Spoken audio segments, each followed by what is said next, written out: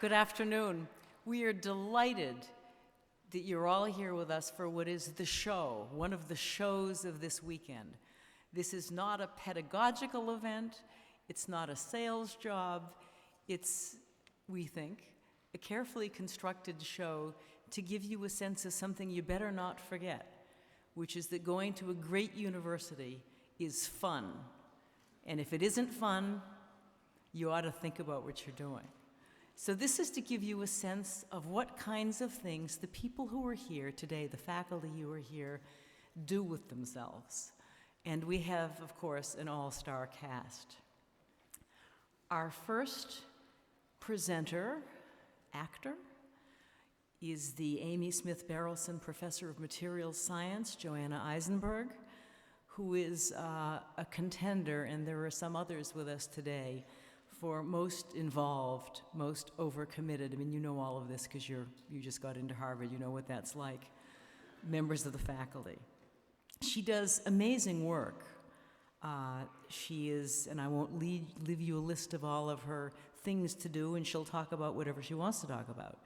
But she is involved with our Weiss Institute of Biologically Inspired Engineering. Hold that thought. She's involved with our Center on the Environment. She comes to us after being at a number of other institutions, beginning with Moscow State University. She holds 25 patents, and she is a real pioneer in the developing field of biomimetic inorganic material synthesis. And we're thrilled to have Joanna, and take the stage. Thank you so much. It's the first time somebody refers to me as an actor, but I will try to show you that sciences are really fun. I hope so. I always wanted to be a scientist. And just to think about the areas that are important to me, I want to talk about something that I called extreme biomimetics. And in other words, something where we can combine maybe all the sciences together to come up with new generation of materials that are pretty much inspired by nature.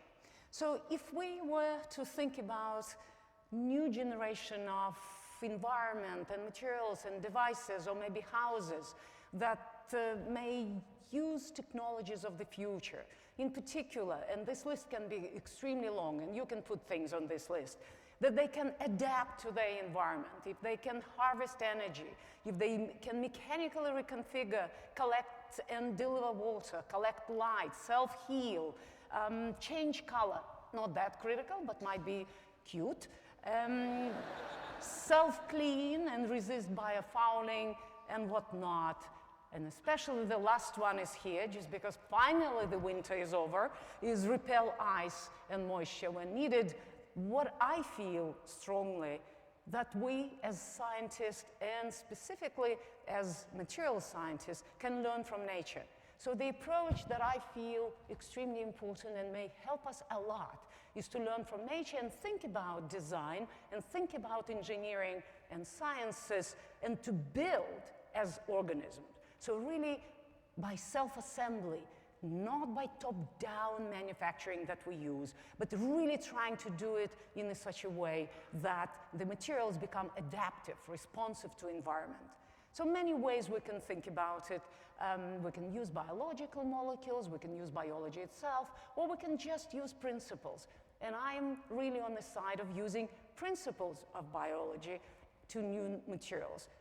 I can say, at least from the point of view of beauty and interesting research, I can tell you that it's really rewarding business. There's a just subset of cover stories, or covers on some of my research in different areas, were all, honestly, stolen from nature. And let me give you just a couple of examples, very fast. One is a beautiful deep-sea sponge that's called Venus's flower basket. And there is nothing spongy about it. It's actually fully made of glass. And this glass structure has fiber optics, actually better fiber optics that we use now. And there is a creature that evolved 500 million years ago. And if you look in addition to that, it actually has a beautiful design, very similar to the buildings that we build now.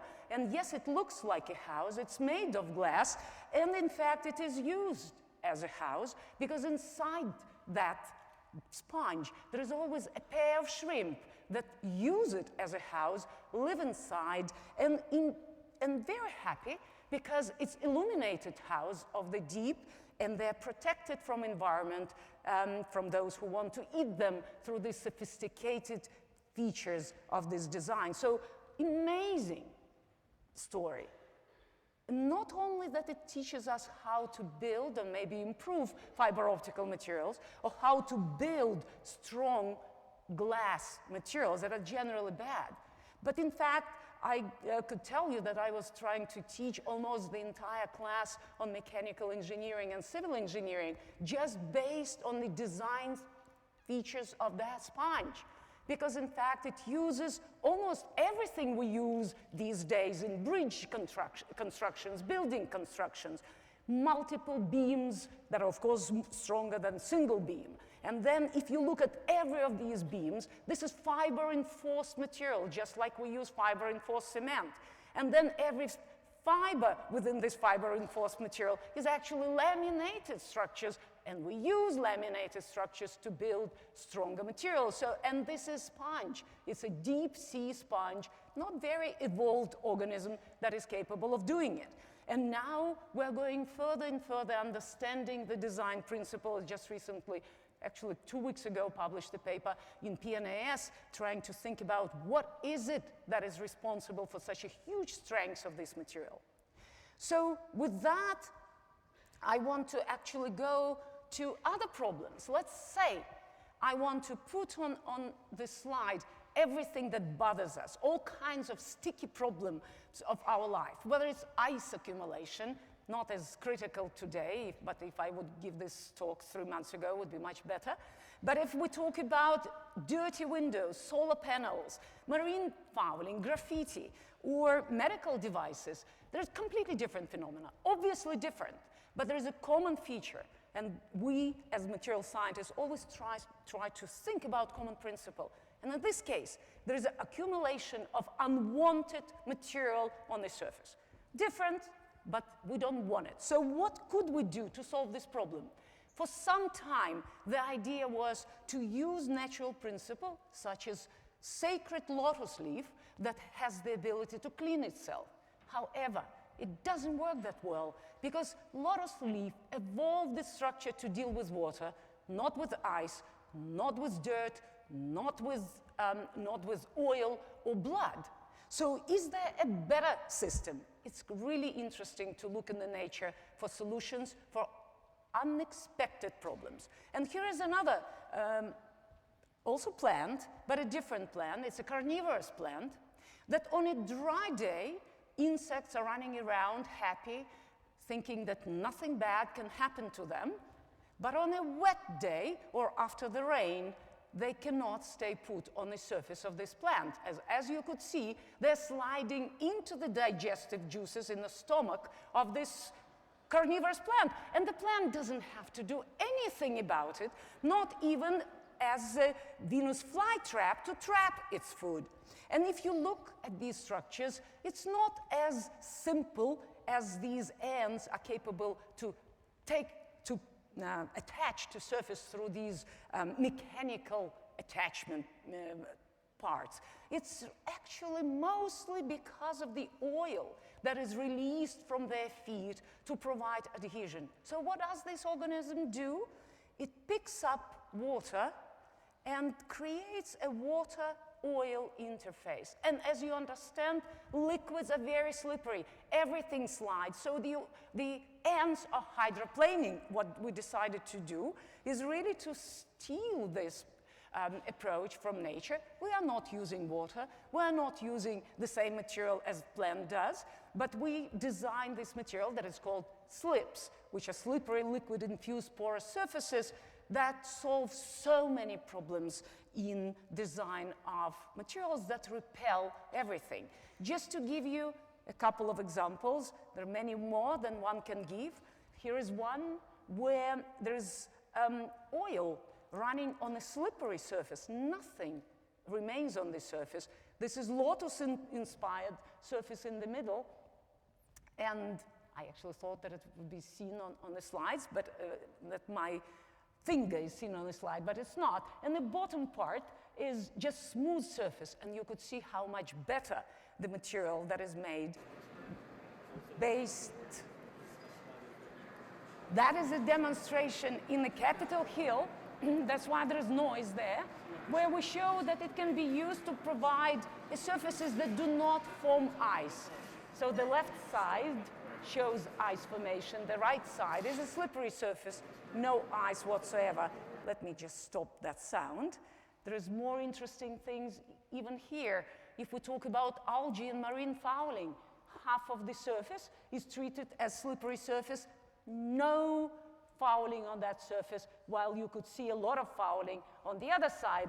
And something that I was not supposed to do with graffiti with our Harvard sign, but just to illustrate that on the same surface, I can have one side slippery and it remains clean, even if you use really whole range of paints to make it dirty. So it could be used for protection from dust. It can be used beyond that for things that is useful in medicine. So here's examples of how blood is running on the right side on these slippery surfaces, and how the catheters that are half treated with slippery surfaces remain free of bacteria at these surfaces, while the blue part, bacteria free, the blue part that has a lot of bacterial film is just a regular catheter material. So there's many things that one can do, and the last one that I just wanted to show you today, just to show the breadth of things and how nature can inspire us, would be a combination of multiple creatures now. So on the left, you see the paper that I published some time ago when I was at Bell Labs, where we found that brittle stars that are very close relatives of starfish, they actually make almost perfect lenses, and how they optimize their lenses by running through these lenses pigment and covering the lenses during the day to optimize the light intensity, just like we use sunglasses that change their intensity, and during the night they withdraw it back to their system. Or if I take now opals, and many of you know what opals mean and how nice opalescence is, and who said that I have to design materials based on one biological system? And the third one would be butterflies, and if I combine them together in a very interesting way, which is, if we talk about butterflies, one side, I drop water on it, it's super hydrophobic. Just like lotus leaf, it sheds water. But if I drop alcohol, these creatures were not supposed to deal with alcohol. So they didn't develop protection from alcohol, so it actually wets the surface and changes color. So can we now combine these together? And we can. And we can combine physics, chemistry, optics, and fluidics, and design material that can be used for encryption, for liquid detection, for authentication, for anti-tampering, you name it. Here are a couple of examples of my undergrad students coming up with systems. You touch it, it shows the sign that everybody knows, I hope. You touch it with something else, with a different liquid, and it says, do it. Or here's another one that shows appearance of my name in this case, and the moment it dries, it goes away. Or yet another one in collaboration with the Graduate School of Design. Why not to... Oh my God.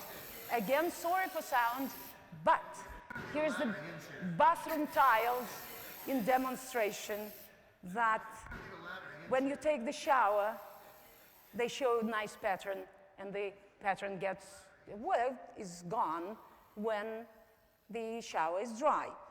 And let's finish with a lot of interesting things.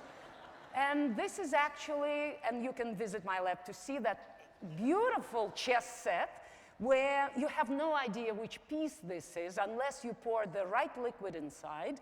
and then you could see appearance of a pattern, or designing interesting materials that show different patterns depending what you do with them. So it says thank you if you drink the right thing, or nothing or bad words if you don't. And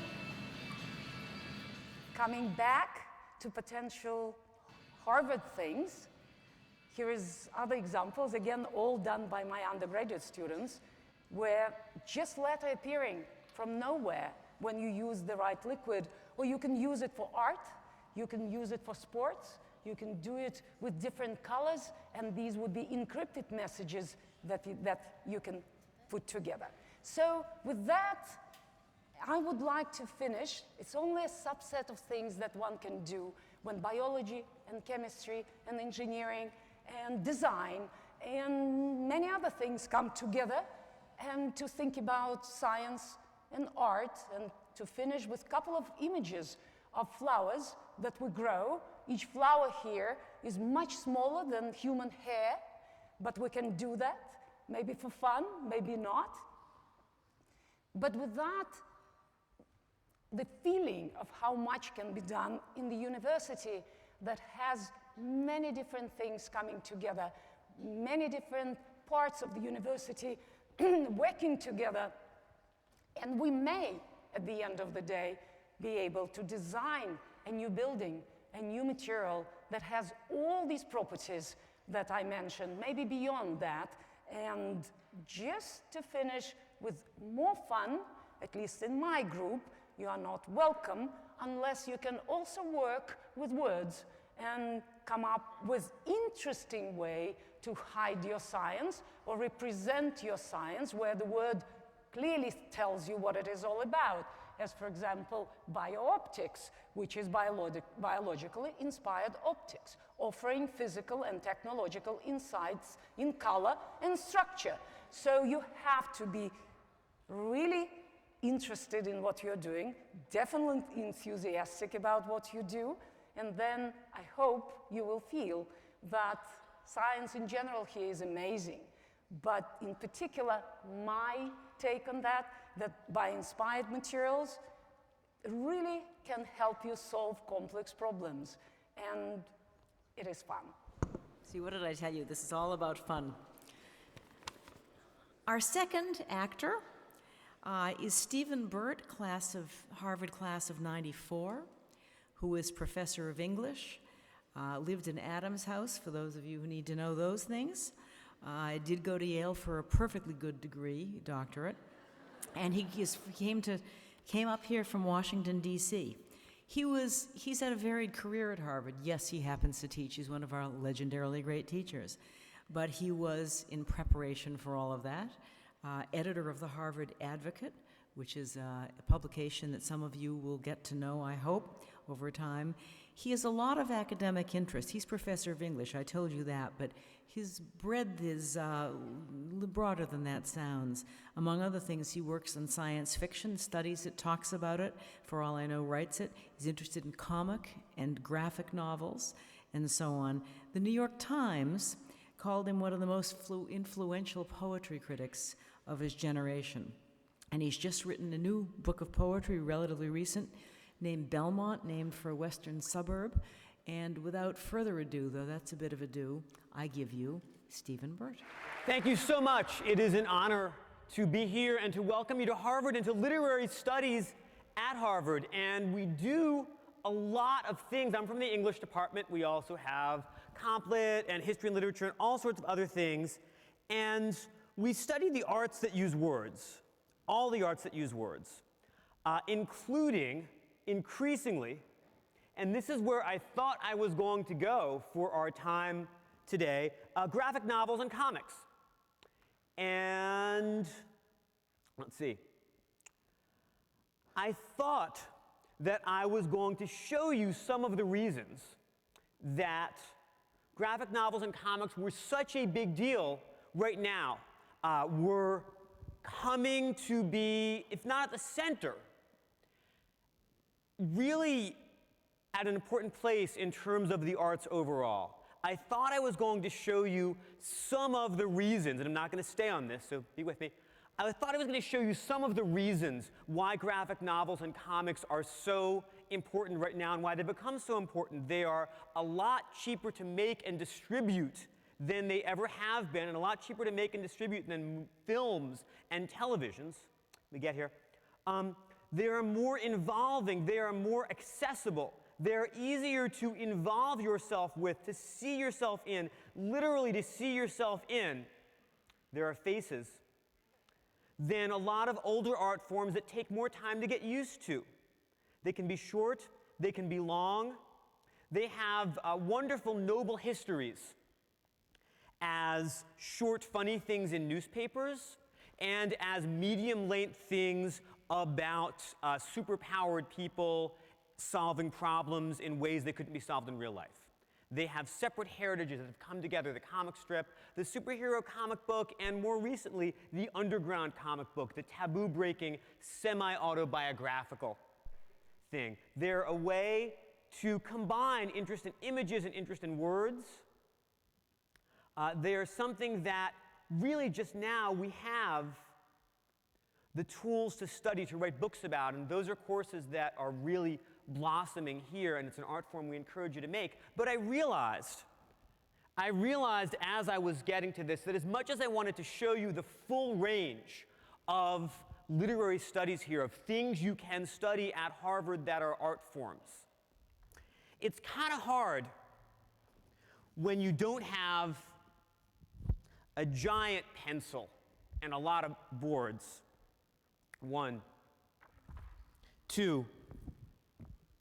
It's kind of hard to really demonstrate, 3, how many things an art form that is visual and verbal, 5, 6, how many kinds of things, rewritings of classic texts. There's a great British graphic novel that rewrites Madame Bovary in the same way that Alfred Lord Tennyson rewrote Dante, rewriting the Odyssey. Nonfiction reportage. There's a guy named Joe Sacco who writes nonfiction comics, who goes to war zones, who draws what he sees in Israel, Palestine, in Bosnia, and other very dangerous places in ways that are involving, that really pull you in rather than just giving you facts. There are many, many autobiographical comics about being 15, about being 75, that give you what seems like immediate involvement in the world of the artist, of Harvey Pekar, of Ariel Schrag, of all sorts of autobiographical comics artists. And of course, there are comics in space with spaceships. That's still going on. There's a comic called Saga, many of you, I hope, are reading. As much as I want to recommend all of those to you and to show you how you can study those things at Harvard, it's a little hard if you don't have the ability to give 300 people 300 copies of a comic. So with the other 8 minutes I've got, I wanted to show you the other thing that I do and that we do together at Harvard, and the thing that I really write books about most often, which is poetry. There's a lot of poetry out there. There's a lot of great poetry. There's a lot of poetry that is 600 years old, that is 1,000 years old, that's in Middle English, that is in Renaissance English, that is in Scots and in Southern African American dialect and in West Indian dialect and in Newfoundland dialect. There's English from all over the world that goes into poetry that we will help you study, that we want to show you how it works. And there's also, and this is sort of a lot of what I do, poetry that's coming out right now, a lot of which is American. There are tons of it, and I try to read it all. I honestly try to read it all, and to sort through it, and to help you figure out how it works. And you can introduce in a format like this a couple of great poems that you may not have seen before, using nothing but a screen and some words. And we can all read it together, and I thought we would spend a few minutes doing that. One of the reasons I like poetry as an art form so much, one of the reasons it has survived for so long, is that all you need are some words. You can write it down. You can read it to people over the phone if you have to, and they can transcribe it as long as they know where the line breaks are. It has built-in patterns that make it memorable, especially if it is the kind that rhymes, which still happens. If it doesn't rhyme, it can have other patterns. We'll see some in a few minutes. It's cheap, it's transmissible, it can go with you anywhere, and it can encapsulate, when it works right, what makes you you at the same time as it can convey feelings that maybe a lot of other people can get from you. In that way, it's the opposite of comics, which require pictures and things in front of you. And I wanted to read one or two poems with you by one or two poets who I think are getting world famous but aren't quite there yet. This is a poet called Lara Kosciuszko. This is a brand new poem of hers. A dog about to pounce looks back. If we were in a classroom, I'd ask you to read it with me, but I'll read it to you. This impulse to go, to stay, to rush after it and to turn away. This life like the table set for celebration on a glacier, melting a little more every day, and candles to be lit on a cake, and someone who has never been happier besides someone who cannot bear to look into the happy one's face. And a park full of boys on skateboards and old men on benches today, and one mother parting the candle's flames with her bare hands to search for a child behind the science, all respects to science, behind the science and the saving. Look at this mess, surgical gowns and silver instruments littering the floor of this place. Your child's hand has turned into a mirror. Your child holds a hand up to your face. Does this rhyme? Does it rhyme? Sometimes, yeah. Kosciuszko's poems don't rhyme the way Shakespeare's sonnets rhyme. They don't have a rhyming pattern where you know where the rhyme is coming from. But they have very obtrusive rhymes. Away, day, they have half rhymes, face, today, place, face. That's almost a regular quatrain there. Silver, place, mirror, face. And Kosciuszko does that for a reason, not just because rhyme sounds cool, although it does.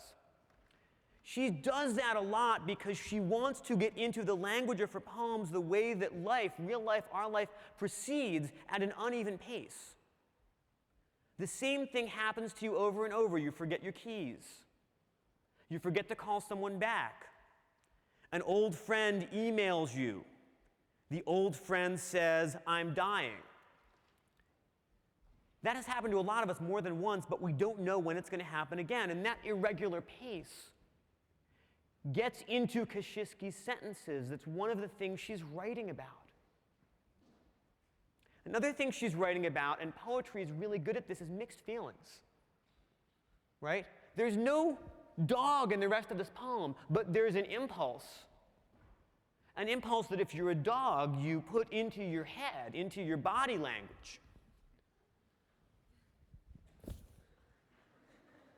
If you're a poet, you put it into your words, and you put it, this is one of the reasons why W.H. Auden, another poet I like a lot, says poetry exists. You put it into your line breaks, because what is a line break in a poem except an expression of mixed feeling? A way to go forward and then to turn around. That's the difference between verse and prose. There are prose poems, there are a lot of good prose poems right now, but we're talking about verse. That ambivalence, that sense of, can I go forward with my life? Or do I need to look backward first? That's something else that Kosciuszko writes about, and she's especially good at writing about 3 moments in people's lives where that ambivalence is especially important. One is teenagers. She writes a lot about the specific experience of being 15, 16, 17, 18 and having people tell you, go ahead with your life, be an adult. No, don't. Many of you have experienced those mixed messages. I certainly have. It's one of her subjects. Her other 2 great subjects right now are being a mom and being sick. This is from her new book, The Infinitesimals, part of which is about her treatment for cancer. And so this is a hospital poem, too. A poem about looking back on your life, on her life, and saying, is this going to come again? Do I have a future? She seems to be fine, by the way. I encourage you to read her most recent stuff. She seems to have come through it, and that's one of the things the book is about. I don't want to bum you out. I want you to be delighted by modern medicine, as she is in the book.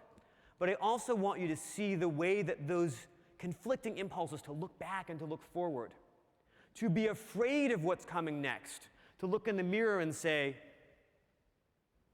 to look at your child and say, am I going to see you next year? Those impulses to look forward and to look back are all in the succession of images inspired by Kosciuszko looking at a dog in the park and then remembering another image, remembering an operating room where she saw a mirror and her child in the past and her child in the future, and looked back on it and embodied those mixed feelings, those fears about what's coming next, that sense of the uncertainty of the pace of life, through her images and through her rhymes in this very compact thing that we call a poem. And I think I've got about 2 minutes left. Is that right? Yeah? Okay. He's doing this, which means either you go or get out of here, or 1 minute, or I think 2 minutes. Okay. 2 minutes. I want to show you one other poet who I think is terrific, who I've been writing about, who I've been teaching. Laura Kosciuszko, by the way, is going to be in this room in about a month reading to people who are graduating from Harvard. If you happen to be around, come see her. Here we go. This is a poet called Terrence Hayes. He's from South Carolina. He lives in Pittsburgh now. And he's got an interesting life story, and some of his poems really tell that life story. He's someone who played basketball for a small college in North Carolina. His mom's a prison guard. His stepdad was in the military for a long time. He writes about all of those things. He recently discovered his biological dad. He's been writing about that in a series of poems that are also based on a Japanese slideshow form called Pechakucha. So really amazing biography, amazing commitment to a number of other art forms. He's got poems in the voice of Dr. Seuss, of Kool Keith, if you know who that is, of Michael Jackson, of David Bowie, a poet with a tremendous range, someone I really love teaching and reading and getting to know. And one of the things he does as well as anyone else alive is to combine an interest in really serious, sometimes autobiographical, sometimes very straightforward material, the kind of material of your deepest anxieties and memories that some of you probably put on your admissions essays. Yeah? Yeah. Right. With word games. I want to read you this poem. Nuclear. How to make a nation say uncle. In other words, how to rule. We learn there will be no clue before it happens. No clear sign from the cosmos. A clandestine airplane appears wrapped in the lace of a black dream, a flash like an ulcer bursting in God's gut. Citizens race about the city as the sky becomes a cauldron, the bones burned clean. Does this rhyme? No. No. Is there any pattern at all? Poets love reusing old patterns, but poets also love making up new ones. Is there any pattern at all in those line breaks? Last word of each line. Okay, what about the last word of each line? Contained within nuclear. Yeah, if I had a cookie, I would give you a cookie. Yeah. This is a series of poems that Hayes created partly to take a break from writing more autobiographically out of the anagram games in daily newspapers. There are a lot of them. They're all 11 lines. They're from a series called A Gram of Ands. And you see what's going on now. Each of those line-ending words contains only the letters in the one-word title. And this is another way that poetry works. Besides the compression and the line breaks and the idea that here are your feelings in a very transmissible form, poetry is also a way to use strange, arbitrary constraints to be able to say something you wouldn't otherwise be able to say. And in this case, what he's saying, what he is doing, is trying to figure out how we can even address the possibility of nuclear annihilation. This poem's about 10 years old. He's old enough that he grew up with the thing you worry about the most being not rising sea levels, but Brezhnev pushing the button, or Reagan pushing the button. I don't know if the nuclear fear seems dated to some of you, but if you want to substitute everybody being underwater, there's sort of something there. It's a poem about being afraid of the end of the world. And it is a poem that uses its irregularities, its irregular line lengths. Again, you don't know when the line's going to break, and its patterns. You know what's coming in terms of the line ends, as a counterpoint to the fear citizens race about the city. The fear that he is trying to handle. And if he can't figure out the appropriate response to that fear, because there is no appropriate response, at least he can represent it. And that's why the poem ends cleanly. There are a lot of poems out there, a lot of forms out there, a lot of ways to use nothing but language to convey and to explore what it means to be human, to be who you are and not someone else, to have the experience that you have had and that you can maybe share with other people. And one of the many things that Harvard English can do is to help you see the many forms that those expressions have taken. And also, read comics. Our next actor also works with words. How remarkable. Diana Eck, who, by the way, let it be known, is a member of the Standing Committee on Admissions and Financial Aid and has read someone's folders in this room, joins us.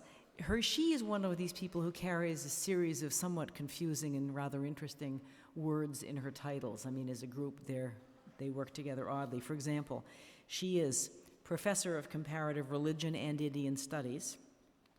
She is Frederick Wertham Professor of Law and Psychiatry in Society. She's also co-master of Lowell House and a number of other things. She went to Smith College, by the way, but she has a PhD from here in comparative study of religion. She's from Montana, which is my bond with her. That's a story. Her work has a very traditional focus in a way because she teaches Sanskrit and the tradition of Sanskrit, but her work is increasingly involved, and has been actually for years, with the challenges of religious pluralism in a multi-religious society. She headed the Pluralism Project. She may say something about that to us today, but whatever she says, we're thrilled to have her. Diana. The challenge from diversity to pluralism. That's the challenge of our age. That actually is the challenge of your generation. I'm Diana Eck. I'm off there on the right. And like many people in my university and at universities around the country, I encounter religious diversity just about every day. In the next office to mine is my friend on the left, that's Ali Asani, who is here with me as we're entertaining another friend, Hamza Perez, right between us, who's a Latino Muslim who had just screened his new film called The New Muslim Cool. Now this term, the 10 students who are in my sophomore religion seminar are Christian and Buddhist, Jewish, Jain, Muslim, and none. All of those things. Religious and cultural diversity is simply the sea that we swim in these days. Now, we also know, and I'm not going to show them here, that there are horrific images of today's world of violence, and too often, violence in the name of religion. It jolts us, it forces us into what I think are some of the deepest questions of the humanities. Now, when I was in college, there was another war, a couple of them really, but that's when I started taking religion seriously as something I needed to know about. Our newspapers then carried horrific images of the war in Vietnam, a part of the world about which I, as a college student, knew almost nothing. Americans as a whole knew almost nothing. But as a nation, we were at war there. I remember this image, newspaper, a Vietnamese Buddhist monk, Thich Quang Duc, who sat down calmly one day in the main intersection of Saigon, poured gasoline over himself, entered into deep meditation, and set himself on fire. Now this got the attention of the world, demonstrating in his own body the deep suffering being caused by a war in which neither side was paying attention to the people, and the human cost of this polarizing violence. Well, that got my attention too. I wanted to know more. I wanted to know something about Asia. I signed up for a year study program. It was the only one I could find in Asia then. It was in India, not Vietnam, but close enough. And that was the first step. It was in the city of Benares, on the Ganges in North India, one of the great sacred cities of the Hindus, and a place that I've returned to dozens of times since then. Now, I was a young Christian girl, grew up Methodist in Montana. I don't pray waist deep in the Ganges, but here I encountered a very deep spirituality of people whose traditions of faith were not my own, but it was something I could recognize because of my own. This is, I think, the great adventure of the humanities, to understand not just facts and texts and theologies of something that we might call Hinduism or Buddhism, but to understand what they mean to the people for whom they are life-oriented. And that was it. How do people live their lives and raise their children and die their deaths in the context of religious worlds that we ourselves do not share? That's the challenge of the humanities. And I've lived and grown with that ever since. We're not all the same. And the encounter with religious difference is really where pluralism begins. This is a woman I met that year. Her name is Shanti. I've seen her dozens of times since then, including just last January. This is her daughter, Monica, who was born that year, who was a baby when I first met her. And she too, people whose life stories we have come to know over the course of many years. This also is the challenge of the humanities. Now, we know today that the encounter with religious worlds of meaning that are perhaps not our own, or may be our own, like this sick gentleman in New York, but this is part of our world today in ways that were unimaginable to me when I first went to India. Since the 1965 Immigration Act opened the door to new immigration in the US, the religious landscape of America has changed. Of Harvard has changed too. Now, just this year, everyone was observing the 50-year anniversary of Selma, and of course last year, the historic Civil Rights Act and the Voting Rights Act. But this year now, 2015, we observed the 50-year anniversary of a third piece of legislation. In October, when you're here, we'll talk about the 1965 Immigration and Nationalities Act. As Robert Kennedy, who was our Attorney General then, said, we can't be working to eliminate race discrimination in every aspect of our national life and still have it as the foundation of our immigration policy, which it was. That was signed into law by Lyndon Johnson at the base of the Statue of Liberty, and he said when he signed it, something we have to be somewhat amused about. He said, this bill which we signed today is not a revolutionary bill. It won't affect the lives of millions. It won't reshape the structure of our daily life or really add importantly to either our wealth or our power. I think he had no idea what the Silicon Valley and MIT would look like in 50 years. But still, he said, it is one of the most important acts of this Congress because it corrects an enduring wrong in the conduct of the American nation. And that's right. It did correct an enduring wrong in the conduct of the American nation. And as for me, I dove into the study of India, into the study of texts and rituals and people, and I had no idea that when I surfaced, I would find myself in Boston, in the suburbs of Boston, where they were dedicating Hindu temples right in my own backyard. I had no idea how much the immigration that came with this piece of legislation would change the field of study that I undertook. And for the first time, that we, the people of the United States of America, has changed radically. People from all over the world. They're dedicating temples in the Boston suburbs with the waters of the Ganges mixed with the waters of the Mississippi. People who brought not only their Qurans and their Bhagavad Gitas and their Bodhisattva Guanyins and their images of Our Lady of Guadalupe, brought all of that with them to America and have given us a new religious America. So in the 90s, I launched the Pluralism Project with Harvard students, with students and faculty from across the country to explore and and interpret this new religious landscape of our country.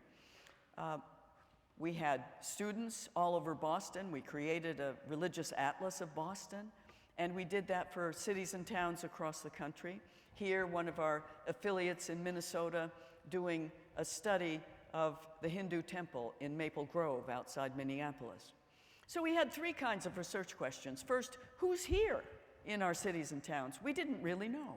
Second, how are these religious traditions, like Buddhism here, changing as they take root in American soil, changing as Cambodian monks and laity now take a casket with a bone relic of the Buddha to enshrine in South Carolina?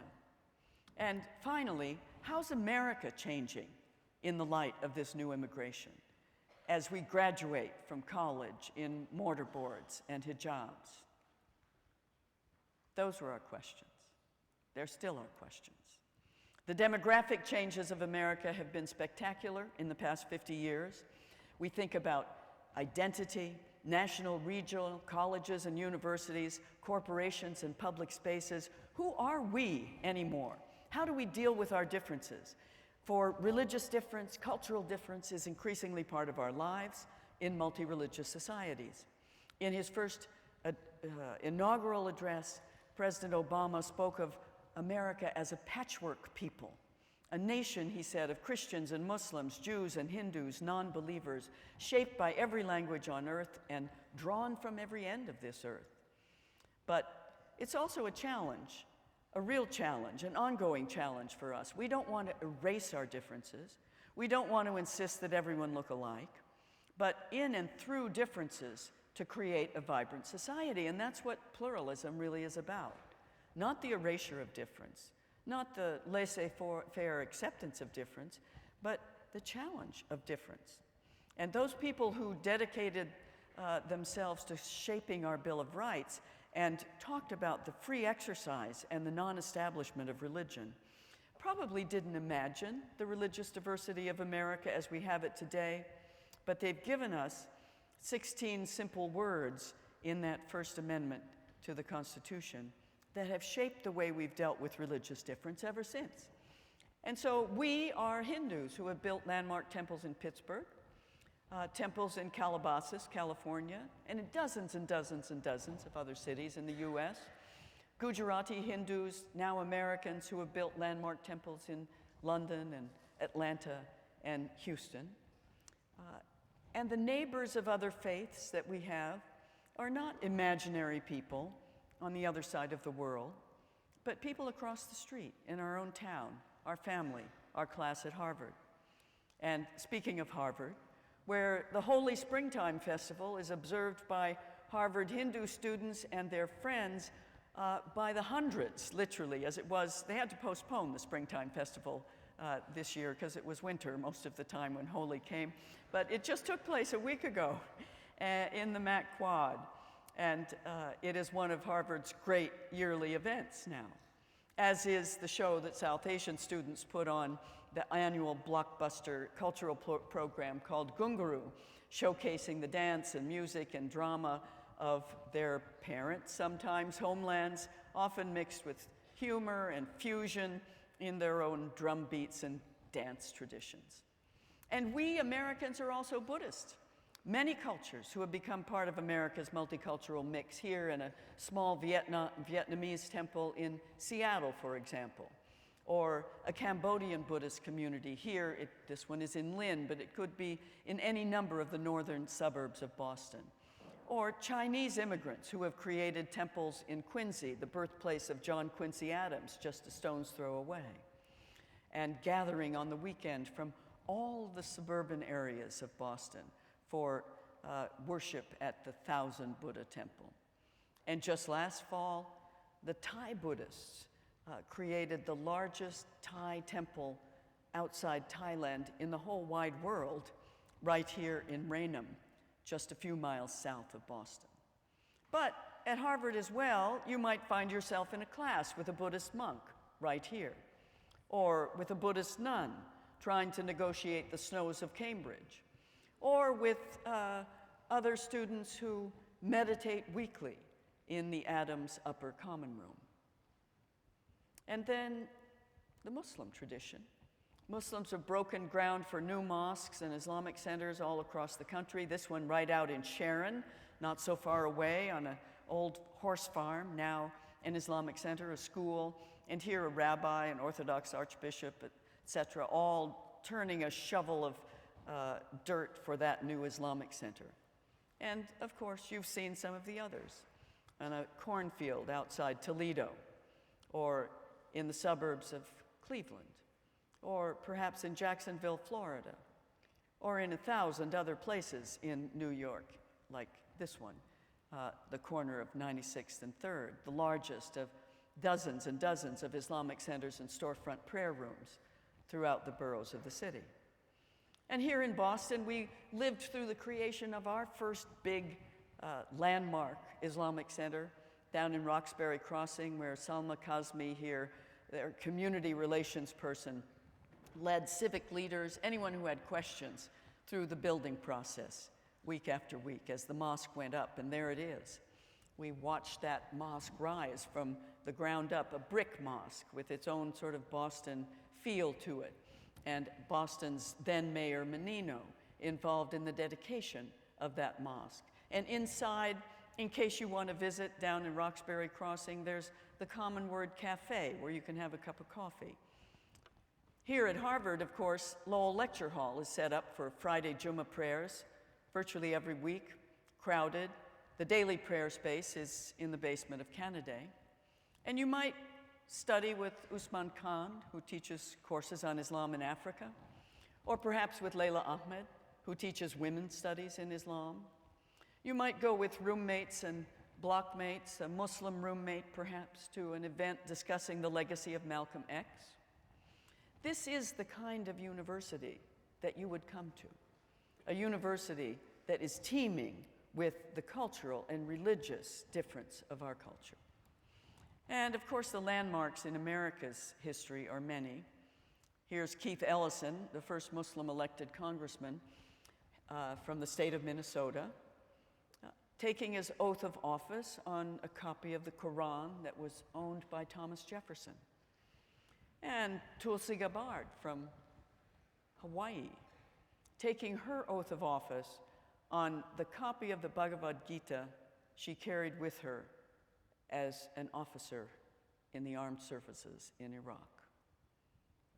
And, well, Susan Brooks, an Indiana congresswoman, here visiting a Sikh Gurdwara in Indianapolis, her first trip to a Gurdwara, giving us a sense that immigration has changed the face of America. And immigration from Latin America, to be sure, Catholic and evangelical, has changed the face of Christian America. And change has been part of every religious community in America. And Native peoples, with their own diversity across the country, are important contributors to our ongoing conversation.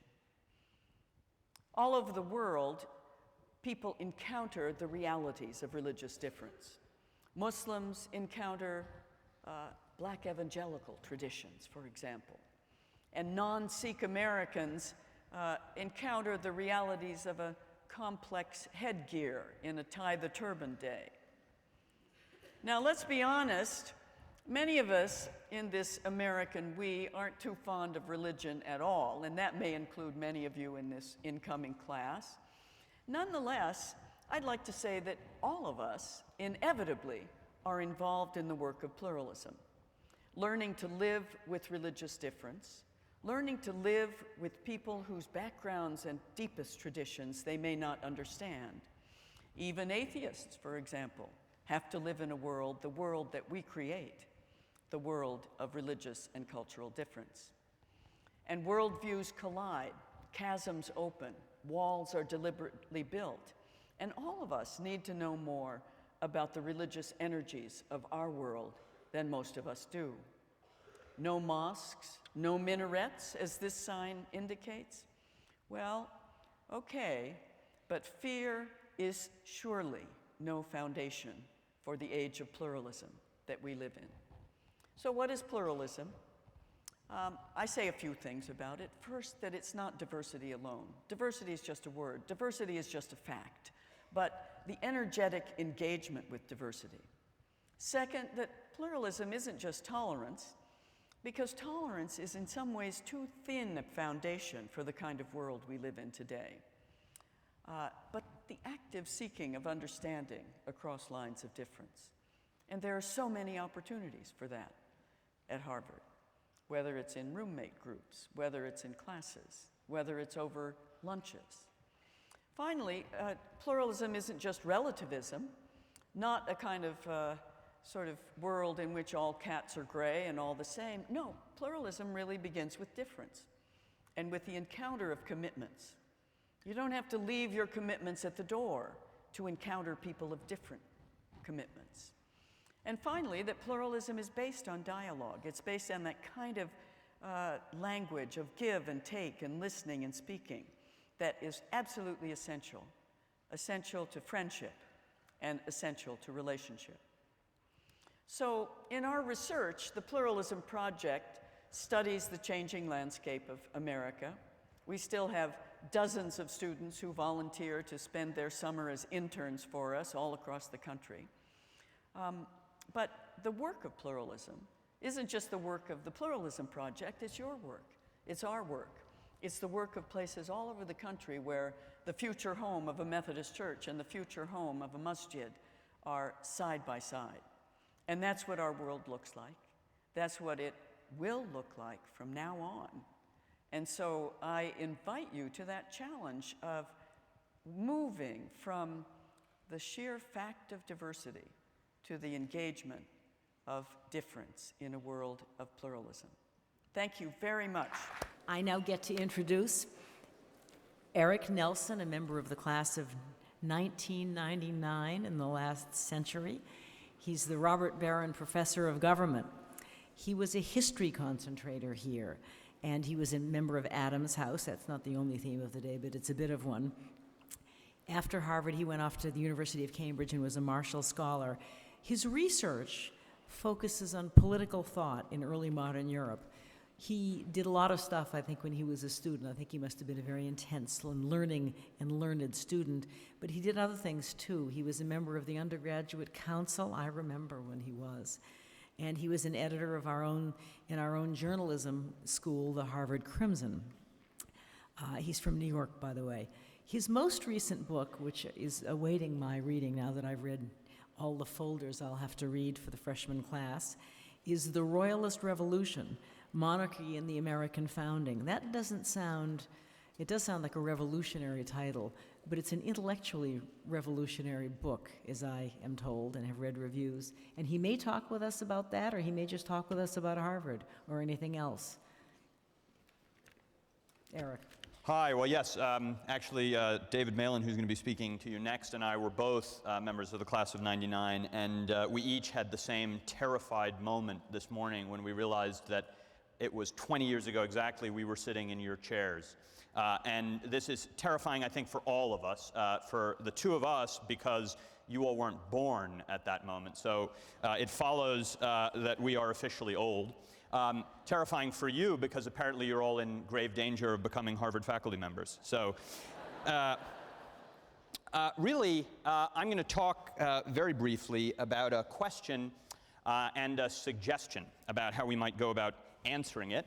The question is a pretty straightforward one. What exactly is the form of government under which we live in the United States? And my suggestion is that we could get a different perspective on that question that might be valuable if we're prepared to take seriously a rather unaccustomed understanding of the American Revolution. And in order to try to give you a sense of what that understanding looks like, I want to begin with a single moment that takes place in the Constitutional Convention on June 1st, 1787. It's the first moment at which the presidency is debated in the convention. And the discussion is introduced by James Wilson of Pennsylvania, one of the most important figures in the convention, actually for my money, the father of the Constitution. And Wilson makes the motion that will create the presidency. He moves that the executive power, as he puts it, shall consist in a single person. Madison, in his notes on the convention, reports that at this moment there was a pause, as people tried to digest Wilson's proposal, and then immediately a rather fierce debate. One of Wilson's fellow delegates, Edmund Randolph of Virginia, gets up and objects immediately. Wilson's proposal, he said, would create a fetus of monarchy. That is, an institution that would ineluctably grow into full-blown monarchy and was therefore dangerous, but also unacceptable, he said, because it flew in the face of revolution principles. The revolution, according to Randolph, was a revolution against the British crown. We'd fought a whole revolutionary war to get rid of the thing, and now, having finally gotten clear of them, we're prepared to turn around and adopt something very much like the British model if we follow Wilson's proposal for a new chief executive given sweeping prerogative powers. So how can that be right? And he sits down. Wilson then gets up and responds, and he has a number of points to offer. But the primary one is a response to Randolph's understanding of what the revolution was about. And this is what Wilson says.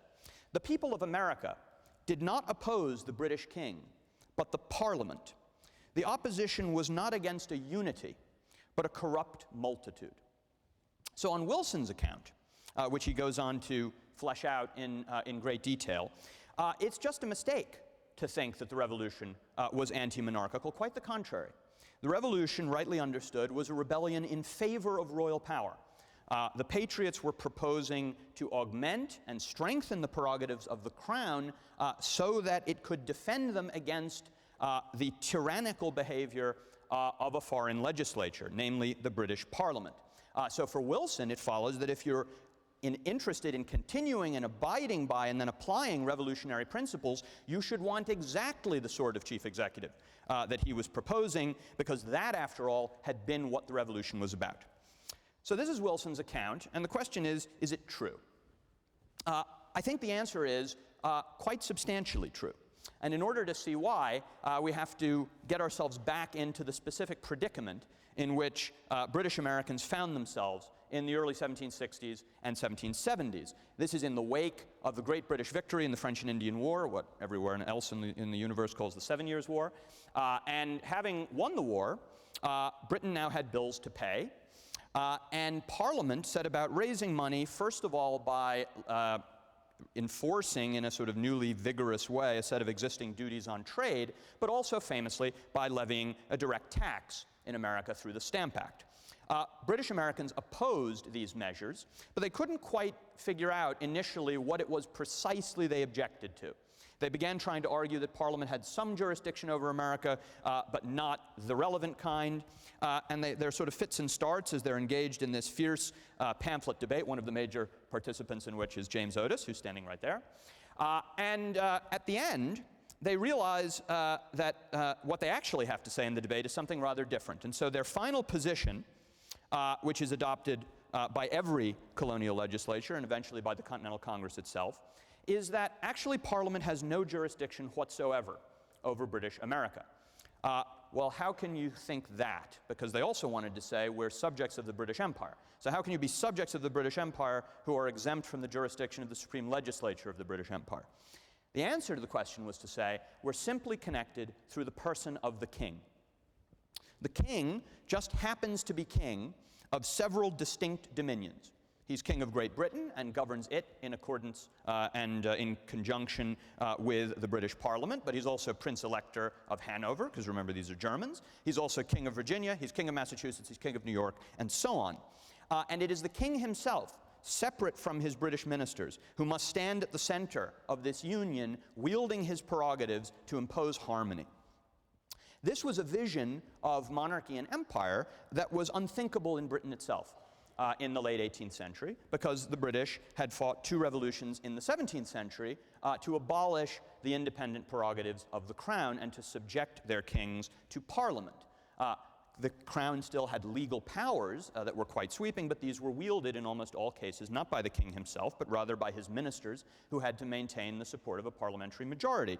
What the Americans were proposing, as was immediately clear to their opponents in Britain, was a massive strengthening of the crown, a sort of turning back the clock to the 17th century British monarchy, when the British monarch still had a veto and other sweeping prerogatives, in order to create a new kind of king-emperor. And patriots were very overt about the fact that this is what they wanted. Here is Benjamin Franklin, for example, one of the most enthusiastic royalists of this stripe in the 1760s. It is the problem, he says, that the Lords and Commons seem to have been long encroaching on the rights of their and our sovereign, assuming too much of his authority and betraying his interests. Or here is Alexander Hamilton writing when he was still an undergraduate in King's College. The great danger in the English Constitution, particularly as it relates to empire, Hamilton announced, is that his contemporaries risk losing sight of that share which the king has in the sovereignty, both of Great Britain and America. That's the problem. And this constitutional analysis of what had gone wrong, that is, that the imperial constitution and American liberty had been endangered by the erosion of crown power, not by its increase, is picked up and deployed in a remarkable range of sources, both public and private. I'll just read you one. This is Benjamin Rush, one of the most important leaders of the founding generation, a Pennsylvania patriot, also a physician. And in 1768, he found himself in London as a tourist. He was in Britain, in Scotland for medical school, but he'd gone to London as a tourist, and he visits the Houses of Parliament, as one could still do today as a tourist, and he takes the tour. So first he goes into the House of Lords. His guide takes him in, and there he sees the throne. And this is what he writes back in a letter to a dear friend. He says, "I felt as if I walked on sacred ground. I gazed for some time at the throne with emotions I cannot describe. I asked our guide if it was common for strangers to sit down upon it. He told me no. But upon my importuning him a good deal, I prevailed upon him to allow me the liberty. I accordingly advanced toward it and sat in it for a considerable time. When I first got into it, I was seized with a sense of horror, which for some time interrupted my ordinary train of thinking. This, said I, is the golden period of the worldly man's wishes. His passions conceive, his hopes aspire to nothing beyond this throne." So this is the sort of transcendent experience he has in the House of Lords. He has a very different experience when he moves on to the House of Commons, and this is what he writes. "From this I went on to the House of Commons. I cannot say as if I felt I walked on sacred ground here. This, thought I, is where the infernal scheme for enslaving America was first broached. Here the usurping Commons first endeavored to rob the king of his supremacy over the colonies and divide it among themselves. O cursed haunt of venality, bribery, and corruption." And what he's referring to, this terrible moment of original sin when the House of Commons first tries to rob the king of his supremacy over America, is in 1651, when the Parliament had beheaded their sovereign, Charles I, and in his absence had taken the opportunity to pass the first bill legislating for America, the Navigation Act, which remained in place until the Revolution. And so this was the great error. It was only when they'd murdered their king that Parliament had managed to get their hands on the colonies, and this was the great mistake in constitutionalism that had not been remedied. And this view of what the conflict was about persisted for a remarkably long time, even through the beginning of open war. So about 200 yards from where we're sitting, on May 1st of 1775, the Continental Army is mustered on Cambridge Common, and a British officer witnesses the scene and reports on developments to his superior in a dispatch, and this is what he writes. "The rebels have erected the standard at Cambridge," that is the royal standard. "They call themselves the King's troops, and us the Parliament's. Pretty burlesque." And this is true all over America. The Continentals are the King's troops, and the Redcoats are the Parliament troops. Well, George III had no interest in taking up this invitation offered by his American subjects to become this new kind of king-emperor. As he wrote over and over again, he would fight the battle of the legislature. That is, he would insist on the rights of Parliament and resist this move to assign him new prerogatives that none of his predecessors for 100 years had actually enjoyed, not least because he knew what happened to the last monarchs who tried to do that. And so he removes American subjects from his protection, declares them in rebellion, and the revolution comes.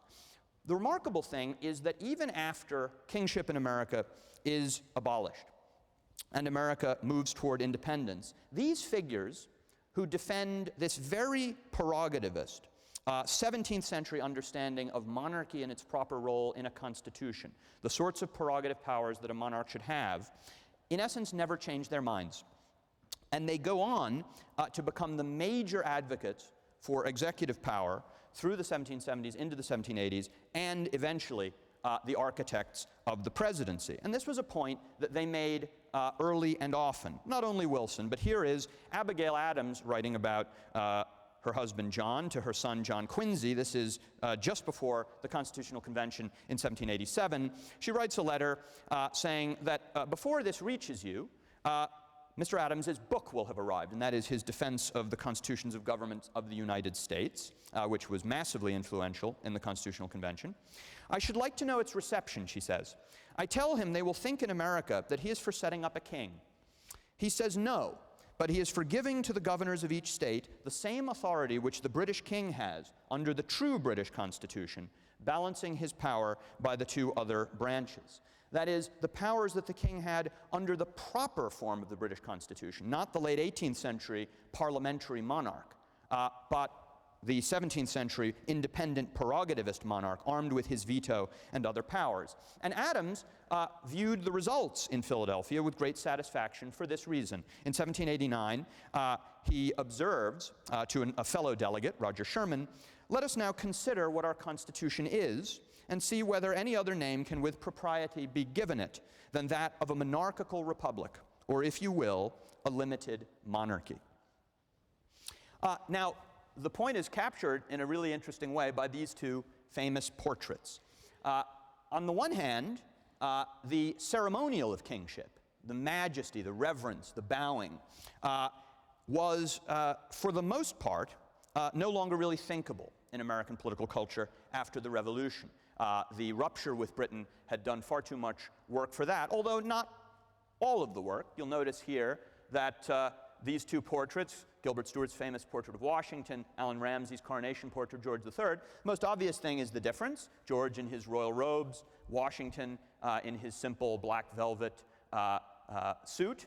But the similarities in the iconography are also pretty striking when you get to look at them. Look at the curtain, exactly the same color, the column, the table, the carpet, and so on. This is a monarchical figure, just a different kind of monarchical figure. And it's a point that was made by American authors very energetically, and this is where I will leave you. This is Washington Irving, writing in 1819 in Rip Van Winkle.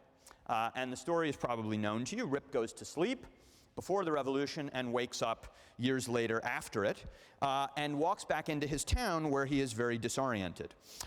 When he reaches the Old Village Inn, in particular, he famously receives quite a shock, and this is how Irving describes the scene.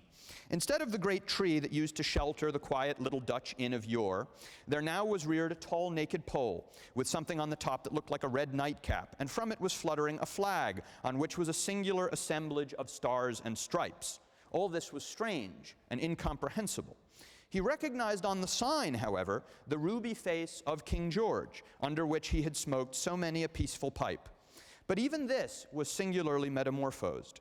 The red coat was changed for one of blue and buff. A sword was held in the hand instead of a scepter. The head was decorated with a cocked hat, and underneath was painted in large characters, General Washington. So Rip finds that while Washington has quite literally taken the king's place, as in this portrait, he has not inherited the accoutrement of royalty. He does not carry a scepter. His coat is Republican blue, not regal red. He is emphatically General Washington, not King George. But Rip recognizes that this new creature is at once less and more than a king. George III's replacement may lack regal splendor, but he carries a sword. While the king reigns, this man seems to rule. The imperial crisis of the late 18th century, I want to suggest to you, set in motion a profoundly ironic divergence between British and American political cultures. Great Britain, with its kings and queens, would consolidate the Whig Constitution against which patriots had rebelled, eventually placing supreme, unchecked political power in a single legislative chamber elected by the people. The new American Republic, in contrast, would evolve and perfect a recognizably royalist constitution, investing its chief magistrate with the very same prerogative powers that patriots had unsuccessfully attempted to persuade George III to revive during the imperial crisis of the 1760s and 1770s. On one side of the Atlantic, there would be kings without monarchy. On the other, monarchy without kings. Which of the two sides got the better of the bargain is, of course, an open question, but at least it's the right one. Thanks. And last but not least, yet another member of the class of 1999 in the form of David Malin, whose title doesn't begin to say what he does. Gordon McKay Professor of the Practice of Computer Science. He's a former government concentrator, or perhaps once aspiring government concentrator, who fell off the truck and ended up in the School of Engineering doing computer science big time. He was in Mather House, by the way, as an undergraduate, so this is not a wholly owned property of Adams House. He teaches, I should really say he created as Harvard's largest course, something called Computer Science 50. Now, why is this the largest course? Well, it's the largest course because David is a Pied Piper and a genius. He's such a genius that well, I don't know if this is part of the genius, but he's also just opening this fall a franchise of that very course at a great college in New Haven. What he teaches now is somewhat different from the computer science that he studied, but in any case, he needs really no introduction from me, partly because he gets to know all the students at some point when they're here. David.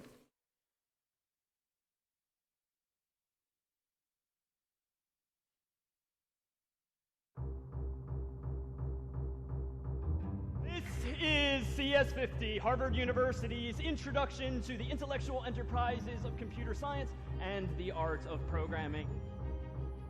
Dedicated and passionate and committed. And duck face, David.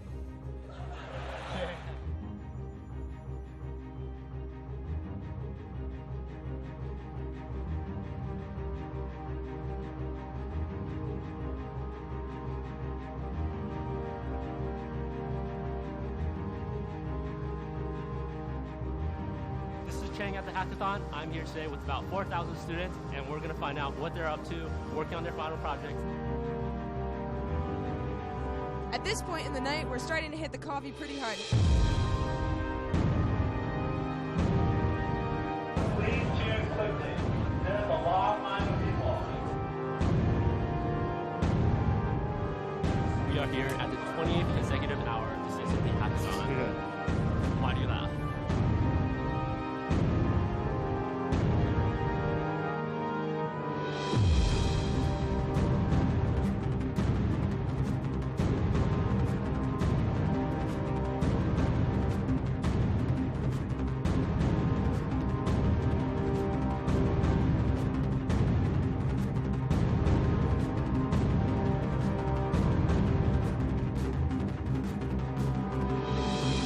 Why study computer science? Because it is the most important subject. Really be mentally prepared, because you're going to love it.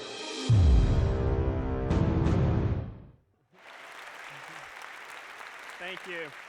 My name is David Malin. I teach CS50, and it was never part of my plan to study computer science at Harvard, let alone teach CS50. In fact, when I started off life here with Eric, I started off as a Gov concentrator, and the year was 1995, and I didn't really know what I wanted to study here at Harvard, and yet I always kind of liked history in high school. I really liked constitutional law, and so I stayed within this comfort zone of mine, and I took the concentration that felt like the closest match to that. And yet freshman year, even as I saw some of my friends taking this class called CS50, it never really seemed like a world for me. My recollections of computer science in high school were as this closed computer lab door with some of my geekier friends just kind of typing away and programming, and it never really had any allure for me. And in fact, if anything, I was pretty daunted by the reputation of the course and computer science more generally, thinking that it was filled with students who'd been programming since they were like 6 years old. And yet finally, sophomore year, I got curious about the class, and I finally got up the nerve to step foot in this classroom of CS50 as a sophomore, and it was only because the professor then allowed me to take the course pass-fail that I had sufficient confidence with which to explore what was still very unfamiliar waters for me. And much unlike I thought, it was very much instead about something that I might call computational thinking. See, computer science isn't about programming. That's certainly a tool that people bring to bear on problems, but it's ultimately about problem solving and thinking like a computer, if you will, and bringing a method and a careful thought to solving problems so that you can solve problems not only correctly, but quite efficiently. Now, even if you yourself don't think of yourself as a computer person, I dare say you're closer to that than you might think. And in fact, in just a few minutes, let's turn every one of you, if not already, into a computer person of sorts by distilling computer science, or really computational thinking, into just these three ideas. Computational thinking, or thinking like a computer, can be said to be the result of taking some inputs, whatever those are, running them through some algorithms or some process for solving problems, and producing outputs from them. But to do this, of course, we have to represent those inputs and outputs. So let's focus for a moment on a topic with which you're probably generally familiar, even if you don't quite understand how it could possibly be. And that thing being that computers only understand somehow zeros and ones, despite their power. They understand only the so-called binary system, whereas we humans understand what I'd call the decimal system, whereby our alphabet isn't just 0 and 1, it's 0 through 9. But computers still function in pretty much the same way as we humans, even we humans back in grade school. In fact, why does this sequence of digits, 1, 2, 3, represent the sort of higher level notion that we humans know as 123? Well, if you're like me, back in grade school, you probably thought of each of these digits as being in columns, where there's the ones place on the right, the tens place in the middle, the hundreds place on the left. And so why does 1, 2, 3 mean 123? Well, it's a simple bit of arithmetic. We've got 100 times 1, which of course is 100, then 10 times 2, which of course is 20, and then 1 times 3, which of course is 3, and so we get ultimately 123. So computers actually behave in fundamentally the same way, but instead of using powers of 10, 1 and 10 and 100 and 1,000, they instead use powers of 2, 1 and 2 and 4 and maybe 8 and 16 and so on. And so how might you represent the number 0 if you were a computer and could only speak binary? Well, just with 0, 0, 0, because if you multiply that out, it's of course 4 times 0 plus 2 times 0 plus 1 times 0 is 0. But what if you wanted to represent quite simply as a computer the number 1? How does the pattern have to change? From 0, 0, 0 to what instead? 0, 0, 1. And of course, to represent 2, you have to now change 2 of those binary digits, or bits, if you will. And of course, now we have 0, 1, 0. If we want to represent 3, we have this. If you want to represent 4, you have this, all the way up to 5 and 6 and 7. And finally, how do we represent, though, something like 8? What has to happen next? You sort of have to carry the 1, so to speak, and we need a 4th bit, and we don't have that on the screen here, but we certainly could. Now, of course, these are just letters on a screen, but how might we represent them as a physical device like a computer? Well, here's an idea. If we have here the representation physically of 3 bits, and they happen to be light bulbs, and you can think of these, therefore, as really big transistors, because indeed, even if you're not familiar with what that is, it's really just a switch, something that's on or off, a 1 or a 0, if you will, that's inside of a computer's CPU or brains. And so we can think of these light bulbs as being turned on and off to represent these zeros and ones. And so if we want to represent something like the number 1, well, we simply turn this thing here on. If we want to represent something like 2, we have to toggle 2 of them. And if we want to go back to 3, or if we want to go back to 4, or 5, or 6, or finally 7, and of course, if we want 8, we need another bit still. So that's what's inside of a computer, but that's not all that interesting if all we can do is count up to 7. So surely we could layer or abstract away from this to something more interesting like letters, and in fact, that's exactly what computers do. Now that we have this system for representing information, numbers, well, why don't we just map numbers to letters so that if we wanted to express as a computer the message hi to an audience, well, what numbers would we simply encode the word hi? We somehow need a sequence of zeros and ones that collectively represent an H, and then another sequence of zeros and ones that collectively represent an I. And so what are the 2 numbers we would somehow have to encode in binary to say hi as a computer? Exactly, 72 and then 73, either using the same pattern of bits back to back, or maybe 2 sets of bits with which to represent those numbers. So if we now stipulate that we humans and we computers have a way of representing information, let's focus on the 3rd and final ingredient into computational thinking and thinking like a computer, and that's an algorithm, a set of instructions for solving some problem. And I dare say that this, too, is not all that unfamiliar. Now, this particular incarnation of a problem might be increasingly unfamiliar, but this here is a phone book that has some 1,000 pages, and inside of which are a whole bunch of people's names and numbers. And now most of us here could probably find someone in this phone book pretty readily, but let's consider for a moment how you might do that, and how you might do that carefully and ultimately efficiently. Well, if I want to look up someone like Mike Smith in this phone book, I could certainly start at the first page and turn 1 page at a time, on each page looking for Mike Smith. This is a set of instructions. Keep turning the page. It's linear in the fact that I'm sort of going through it as a straight line. And is this algorithm for finding Mike Smith correct if I turn these pages one at a time?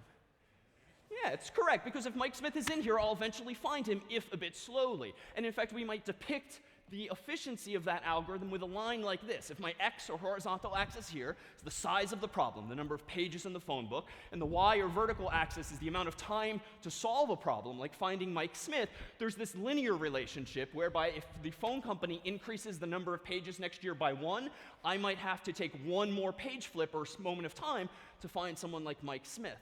But what if I want to do this fundamentally better? I could try doing not one at a time, but maybe 2, 4, 6, 8, 10, 12, doubling my speed. Now, arguably, this 2 is correct so long as I'm careful with that last page, lest I overshoot Mike just a bit. But if we assume that I can handle that one corner case, this algorithm might be depicted in terms of its efficiency as this. It's still a straight line. It's yellow because it's a little better than the red.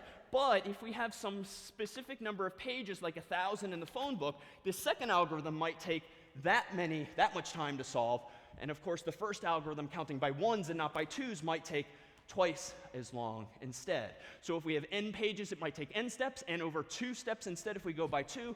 But surely no human in this room is going to waste minutes at a time flipping through the phone book 1 or even 2 pages at a time. What's a typical human intuitively going to do?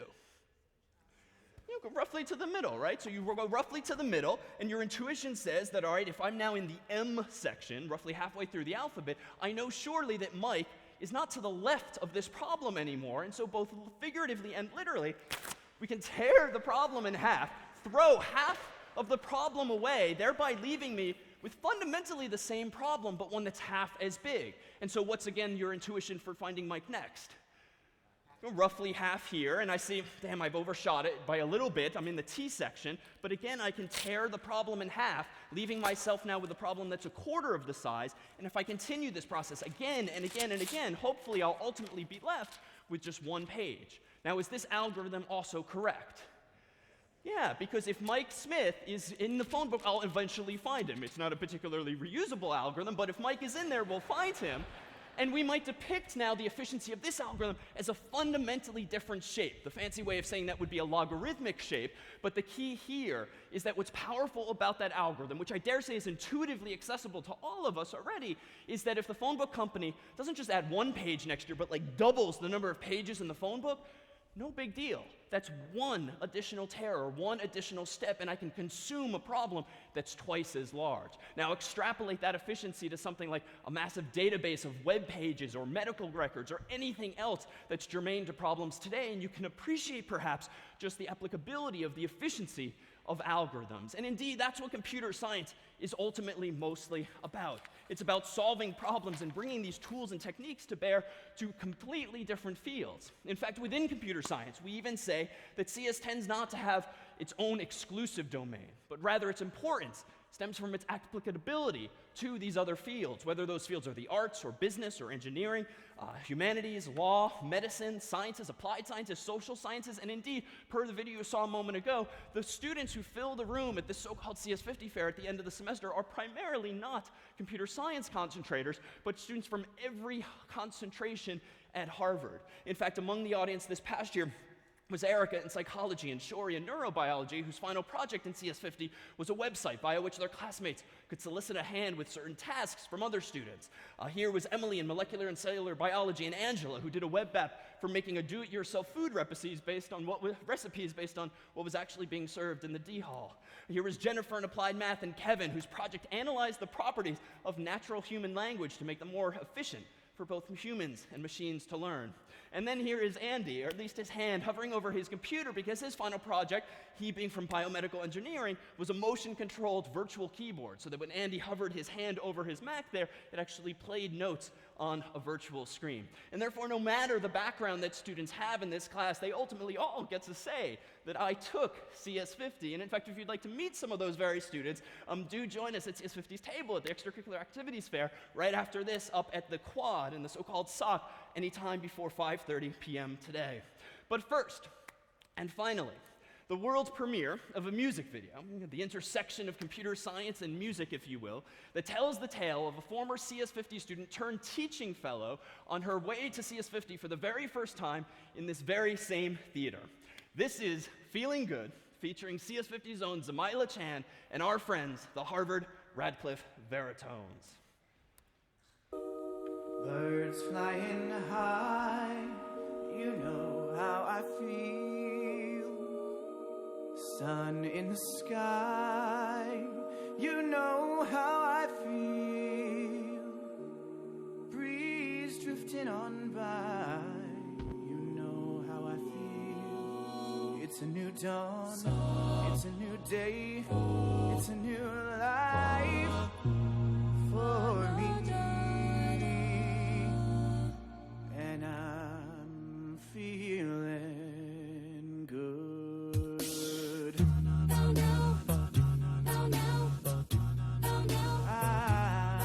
feeling good.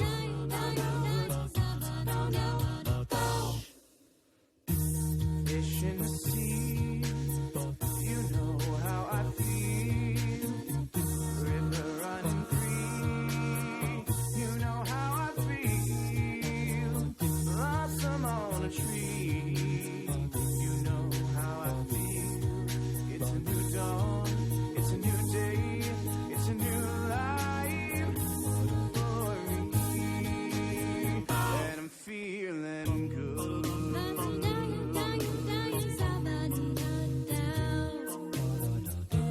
Dragonfly out in the sun, you know what I mean, don't you know? Butterflies all having fun, you know what I mean. Sleep in peace when day is done, that's what I mean. And this old world is a new world, and a bold world for me.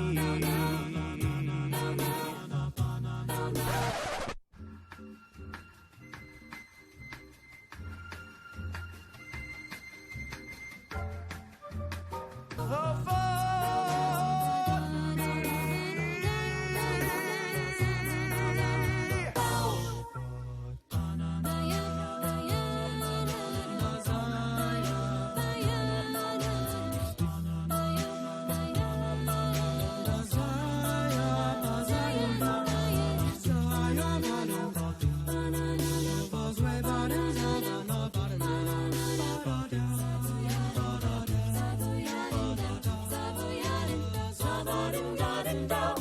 stars when you shine, you know how I feel. Scent of the pine, you know how I feel. Oh, freedom is mine, and I know how I feel. It's a new dawn, it's a new day, it's a new life. It's a new dawn, it's a new day, it's a new life. It's a new dawn, it's a new day, it's a new life, it's a new life for me.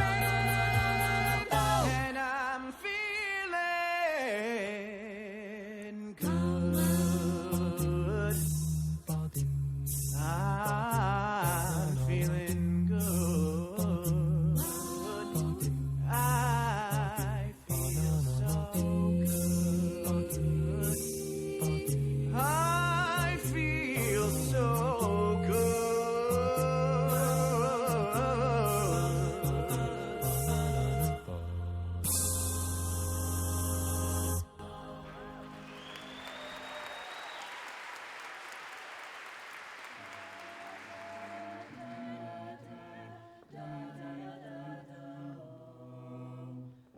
He is the flame, he draws me in, that burns within.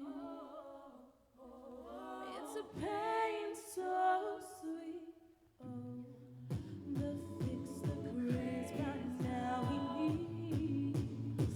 Oh, yeah, I can't breathe, and I just can't pull away. Can't get away. Oh, from the fire, fire.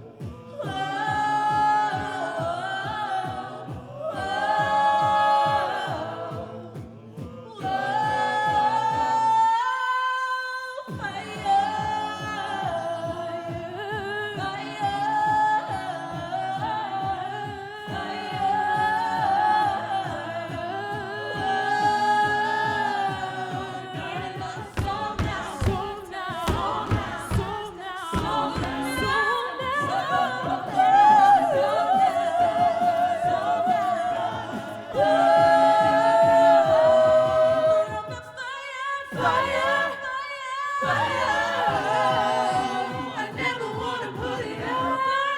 Burning, burning,